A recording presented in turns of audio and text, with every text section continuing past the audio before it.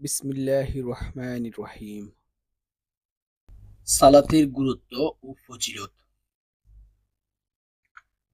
মহান আল্লাহ তাআলা পবিত্র কোরআন শরীফে এই বিষয়ে বলেন, তোমরা সালাত কায়েম করো, যাকাত দাও এবং যারা রুকু করে তাদের সাথে রুকু করো। মহান আল্লাহ তাআলা আরো বলেন, নিশ্চয় নামাজ অশ্লীল ও গৃহীত কাজ থেকে বিরত রাখে। আল্লাহর স্মরণ সর্বশ্রেষ্ঠ। আল্লাহ জানেন তোমরা যা করো।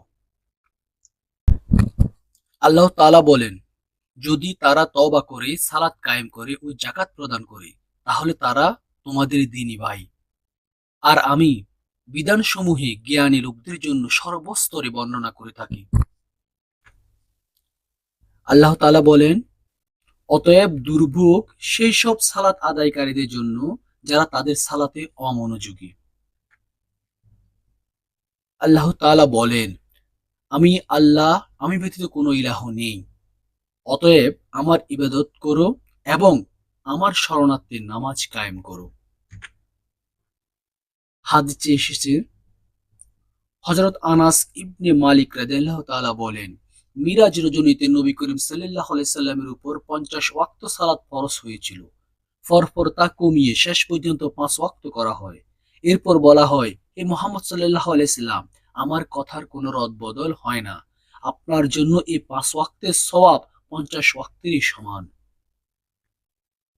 জাবির ইবনে আব্দুল্লাহ রাদিয়াল্লাহু তাআলা বলেন, রাসূলুল্লাহ সাল্লাল্লাহু আলাইহি সাল্লামকে আমি বলতে শুনেছি, মুমিন ব্যক্তি এবং কুফর ও শিরকের মধ্যে পার্থক্য হলো সালাত ত্যাগ করা।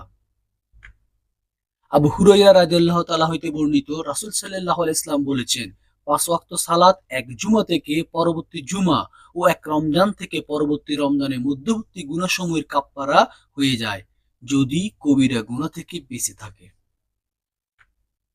আবু হুরায়রা রাদিয়াল্লাহু তাআলা থেকে বর্ণিত, রাসূল সাল্লাল্লাহু আলাইহি ওয়াসাল্লাম বলেছেন, আচ্ছা তোমরা বলো তো, যদি তোমাদের কারো বাড়ির দরজার সামনে একটি নহর থাকে যাতে সে প্রতিদিন 5 বার করে গোসল করে, তাহলে তার শরীরে কোনো ময়লা অবশিষ্ট থাকবে কি?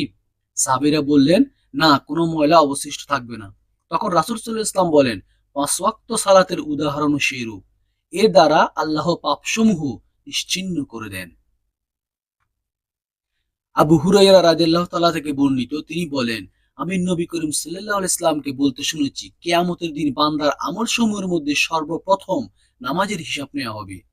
যদি ঠিকমতো নামাজ হিসাব দিতে পারে তবে সেই মুক্তি পাবে এবং সফল কাম হবে। যদি নামাজের হিসাব দিতে ব্যর্থ হয় তবে সে ক্ষতিগ্রস্ত ও বিপর্যস্ত হবে। যদি ফরজ নামাজের মধ্যে কিছুটা ত্রুটি হয়ে থাকে তবে মহান আল্লাহ বলবেন, দেখো বান্দার কোনো নফল নামাজ আছে কিনা, থাকলে তা দিয়ে ফরজের ঘাটতি পূরণ করা হবে।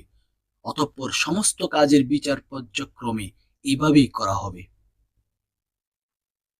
অতঃপর আল্লাহ তাআলা বলেন, তোমরা আমাকে স্মরণ করো, আমিও তোমাদেরকে স্মরণ করব। আর তোমরা আমার নিয়ামতের কৃতজ্ঞতা প্রকাশ করো এবং অকৃতজ্ঞ হইও না। মহান আল্লাহ তাআলা আমাদেরকে বুঝার এবং আমল করার তৌফিক দান করুন।